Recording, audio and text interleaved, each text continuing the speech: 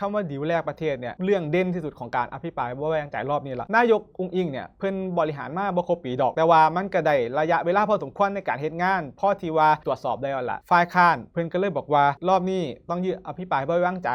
ใส่หัวข้อว่าดิวแลกประเทศเท่าที่รวบรวมข้อมูลมานะครับฝ่ายค้านเพิ่นมองว่ารอบนี้เนี่ยการตั้งรัฐบาลเนี่ยมันมีดิวพิเศษที่ว่าให้พรรคเพื่อไทยเนี่ยพลิกขั้วและที่สำคัญเนี่ยคำว่าดิวแลกประเทศเนี่ยเอาอีหยังไปแลกเพื่อให้อดีตนายกทักษิณเนี่ยได้กลับประเทศไทยบอแล้วในการกลับประเทศเนี่ยจากที่มีโทษถึกศาลตัดสินแล้วเนี่ยมันมีอีหยังบออยู่เบื้องหลังที่เฮ็ดให้เพิ่นได้รับโทษประมาณนี้ดำเนินวิถีเป็นที่ปรึกษารัฐบาลประมาณนี้คันบ่แม่น